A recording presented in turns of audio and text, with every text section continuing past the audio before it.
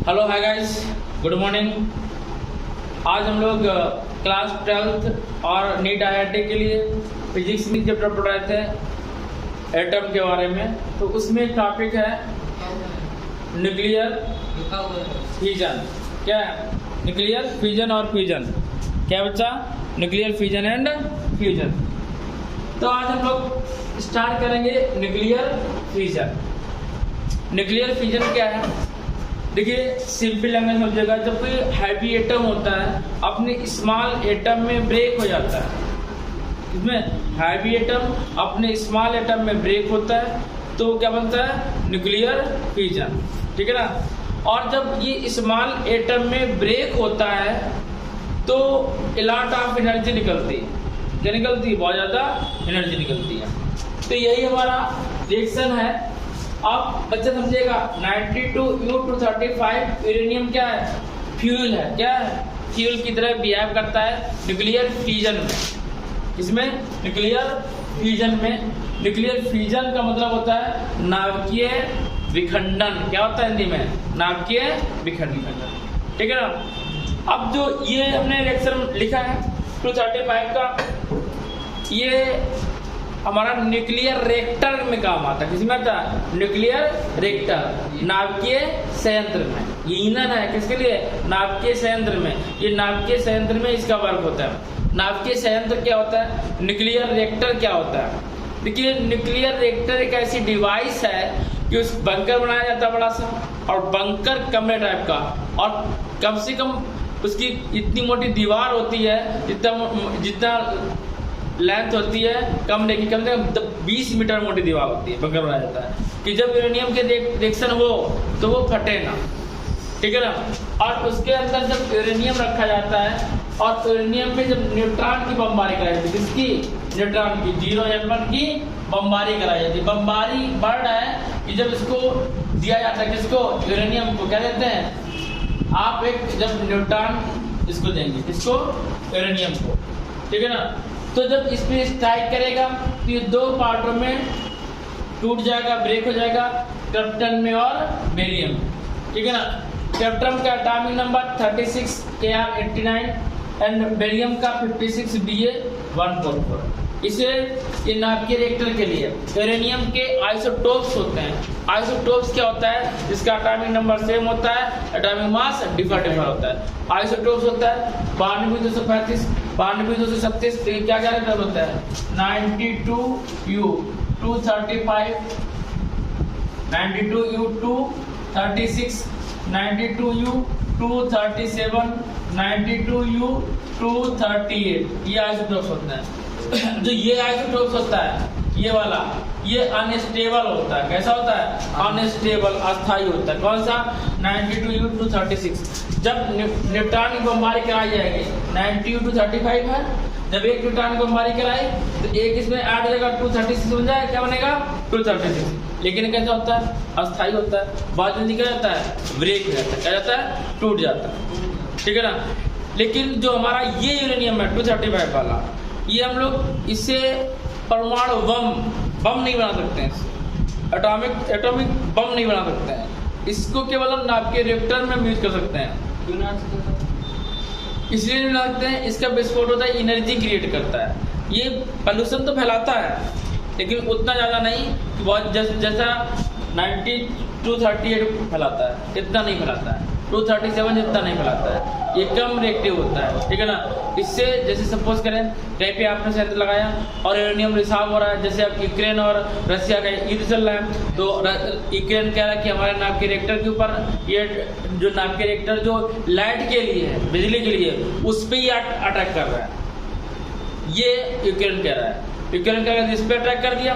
जैसे इंडिया में है, पाकिस्तान में, मान लीजिए इंडिया का, पाकिस्तान में भी नाभिकीय रिएक्टर है और वहाँ पर इंडिया जाके बम गिराया है पाकिस्तान के ऊपर। ठीक है ना। तो इंडिया जाके जब बम गिराएगा उसी न्यूक्लियर रिएक्टर के ऊपर, तो डबल धमाका होगा। एक तो न्यूक्लियर रिएक्टर जो लगा उसका, और एक तो गिराया गया। उसको क्या करना? किसी भी कंट्री को बर्बाद करना है तो उसका न्यूक्लियर रिएक्टर फोड़ दो, काम खत्म। लेकिन बहुत ज़्यादा उसका इफेक्ट नहीं पड़ता है। किसका? 235 का। इससे केवल इलेक्ट्रिक बनाई जाती है। ठीक है ना। जब स्टार्टिंग में अमेरिका ने बनाया था, सबसे पहले ऑटो हन ने बनाया था। किसने बनाया था? ऑटो हन। जो इसके जन्म दाता है कौन है? ऑटो हन, ठीक है ना। ऑटो हन तथा स्ट्रासमैन, कौन है? ऑटो हन तथा स्ट्रासमैन। और ये कहाँ के साइंटिस्ट हैं? German scientist. कहाँ के साइंटिस्ट हैं? जर्मन के साइंटिस्ट। ये अमेरिका में जॉब कर रहे थे। अमेरिका में जब ये द्वितीय विश्व युद्ध चल रहा था, सेकेंड वर्ल्ड वार चल रहा था, तो ये कहाँ बनाया जा रहा था? ये जर्मन के साइंटिस्ट बना रहे थे अमेरिका में वर्क कर रहे थे। और वह अमेरिका हार रहा था, रसिया जीत रहा था, जर्मन जीत रहा था, यानी कि जर्मन के अलायंस जापान वगैरह ये जीत रहे थे। लेकिन क्या उसी टाइम ये एटम बम बनकर तैयार हुआ, उसने उठा के गिरा दिया। इसके ऊपर, जापान के ऊपर, उसी के अलायंस के ऊपर, ठीक है ना। बेचारे को आँख को फूट के रोए कि हमने बनाया, अपने देश को बर्बाद कर दिया, ठीक है ना। लेकिन ये 2 टाइप्स के होते हैं, ठीक है ना। और जब सेकेंड वर्ल्ड वार में जब इंडिया फ्री हुआ और जब इंदिरा गांधी प्राइम मिनिस्टर बने, तो इंदिरा गांधी ने कहा कि हम भी बना लें, ठीक है ना। इंदिरा गांधी सोचा कि हम भी अपने बना लें, तो उन्होंने कहा ऐसे तो बनेगा नहीं। और अमेरिका पहले से शर्त सोच चुका था। अमेरिका ने कहा था कि आप अपने यहाँ बनाइए, जो मर्जी वो करिए, लेकिन आप टेक्नोलॉजी किसी से लेंगे नहीं। कोई अदर कंट्री वाला अदर कंट्री को टेक्नोलॉजी नहीं देगा। यदि टेक्नोलॉजी देगा तो उसमें प्रतिबंध हो जाएगा, ठीक है ना। दूसरा का कोई अदर कंट्री वाला यूरेनियम नहीं देगा। और कोई एयर में, वायु में, थल में, मीन्स अर्थ पे एंड वाटर में इसका परीक्षण भी नहीं करेगा, ठीक है ना। तो अंडरग्राउंड किया गया, अंडरग्राउंड इसका परीक्षण किया गया था। इसको हम नेक्स्ट डे पढ़ेंगे, ज़्यादा बड़ा लेक्चर हो जाएगा, केवल ये समझिएगा। यूरेनियम 235 ये नाभिकीय रिएक्टर के लिए आता है। किसके लिए आता है? न्यूक्लियर रिएक्टर के लिए आता है। और इसमें जब 0N1 की बमबारी कराते हैं, तो ये अब ये एक बार बमबारी करा दिया, अटैक करा दिया, अब दूसरा यूरेनियम पूरा यूरेनियम नष्ट नहीं होता, कुछ पार्ट यूरेनियम का ब्रेक होता है, कुछ पार्ट यूरेनियम का ब्रेक हुआ। जैसे आप कंचा खेलते हो, ठीक है ना, कंचे बहुत सारे रखे हैं, एक कंचा मारा टक से कंचे के ऊपर, तो एक कंचा उड़ के अलग हो गया, या इतनी तेजी से मारा कि कंचा टूट गया तो है, ठीक है ना। लेकिन और कंचे बने रहे, जब वो टूट गया टकरा के वापस आया, दूसरे कंचे टक्कर मारी। तो ऐसा इसमें भी होता है। ये नहीं यूरेनियम एक बार में पूरा डिस्ट्रॉय हो जाए, नहीं, कुछ यूरेनियम का पार्ट टूटा, क्रप्टन और बेरियम बना, और कुछ पार्ट बना रहा। हमने आपको ये टाइम पीरियड बताया था इसका नेक्स्ट टर्न पे, ठीक है ना। तो हमने बताया था कि लाखों वर्षों तक यूरेनियम चलता रहता है। तो न्यूक्लियर रिएक्टर जो लाइट के लिए लगाए जाते हैं, लाखों वर्षों तक वर्क करेंगे, ठीक है ना। लाखों नहीं तो हजारों वर्षों तक वर्क करेगा ये बच्चा। तो ये न्यूक्लियर फ्यूजन है। क्या है? न्यूक्लियर फ्यूजन है, ठीक है ना। और देखिए इसमें एक यूरेनियम से, एक न्यूट्रॉन से 3 न्यूट्रॉन पैड। अब यही 3 न्यूट्रॉन क्या करेंगे? इसी यूरेनियम के दूसरे यूरेनियम के ऊपर अटैक करेंगे, 90U235। लेकिन इसको कितना चाहिए? केवल एक चाहिए। ये दूसरे यूरेनियम पर अटैक करेगा 90U235, ये दूसरे यूरेनियम पर अटैक करेगा 92U235, ठीक है ना। तो इसमें ये भी क्रप्टन में, बेरियम में, क्रप्टन में और बेरियम में, क्रप्टन और बेरियम में डिवाइड हो जाएगा, क्रप्टन में और बेरियम, ठीक है ना। और इससे भी 3 न्यूट्रॉन क्रिएट होंगे, 3 न्यूट्रॉन क्रिएट होंगे, इससे भी 3 न्यूट्रॉन क्रिएट होंगे। कितने न्यूट्रॉन क्रिएट होंगे? 3 न्यूट्रॉन क्रिएट होंगे, और इससे भी 3 न्यूट्रॉन क्रिएट होंगे, ठीक है ना। 0N1, 0N1, 0N1, ठीक है ना। अब ये क्या करेंगे? अभी कितने हो गए? 9 हो गए, 9 आएंगे, 9 से रिएक्शन कराएंगे तो कितना जाएगा? 27 हो जाएगा। कितना जाएगा? 27। तो इसको हम लोग बोलते हैं चैन रिएक्शन। क्या बोलते हैं बच्चा? चैन रिएक्शन, ठीक है ना। एक चेन बन जाती है लंबी, क्या बोलेंगे? चेन रिएक्शन, श्रृंखला अभिक्रिया। क्या बोलेंगे इसको? श्रृंखला अभिक्रिया, ठीक है ना। बात समझ में आ गई?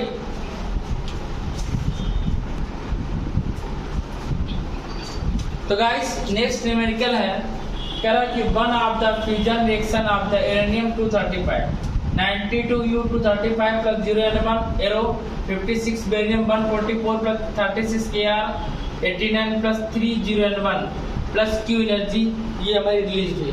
हमें ये फाइंड करना है, calculate the energy released Q in the fusion, नाभिक के विखंडन में नाभिक के फ्यूजन में कितनी एनर्जी रिलीज हुई हमें ये बताना है, ठीक है ना।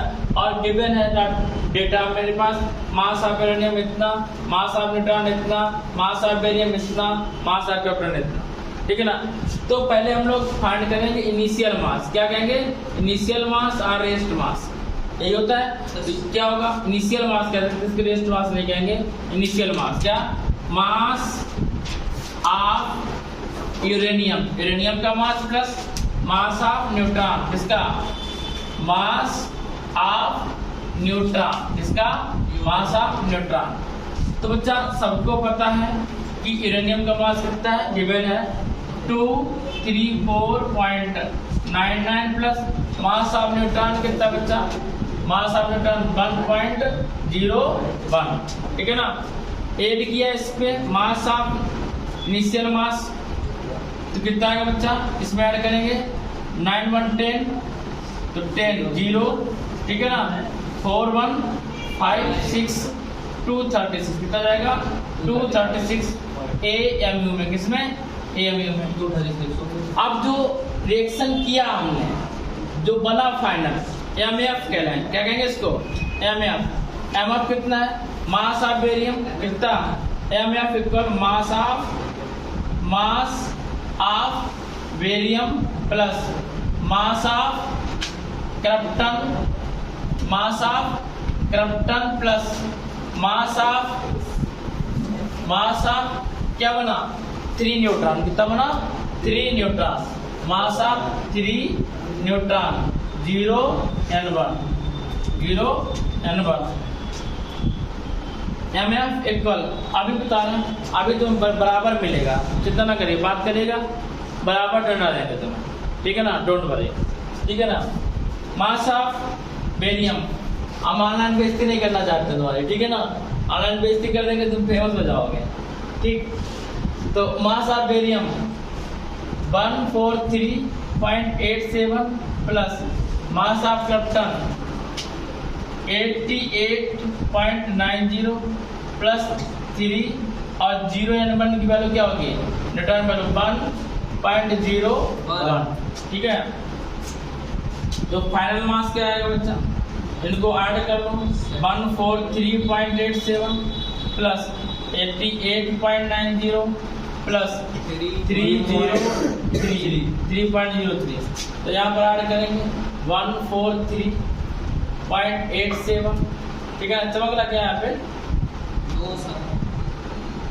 88.90 3.03 7310 और 9918 कैरी 1 और 336 6 और 7 15 5 कैरी 1 8 4 12 12 13 235 कितना है 235। फाइनल मास कितना है 235.80, ठीक है ना। अब कितनी एनर्जी बची यहाँ से लेस कर लेंगे, ठीक है ना। तो इतना नोट करेंगे, इसके बाद हम लोग आगे बढ़ते हैं। MF से MI minus, yes, defect mass defect delta M equal MI minus MF। MI कितना 236, MF कितना 235.80, कितना बचेगा 0.20 AMU, कितना है। अब आपसे पूछा कितनी energy delta E equal to क्या होता है MC square, delta E equal delta MC square लिख सकते हैं 0.20। अब यहाँ वैल्यू कितनी आएगी 931 मेगा इलेक्ट्रिक वोल्ट, क्या मेगा इलेक्ट्रिक वोल्ट। तो डेल्टा E इक्वल बच्चा कितना है, डेल्टा E की बात करेंगे, डेल्टा E की बात होगी 186.3, कितना आएगा 186.3 मेगा इलेक्ट्रिक वोल्ट। ये हमारा रिलीज एनर्जी बहुत ज़्यादा होती है, ठीक है ना। तो बच्चा आज के लिए बस इतना ही, मिलते हैं नेक्स्ट डे नेक्स्ट वीडियो के साथ, तब तक के लिए जय।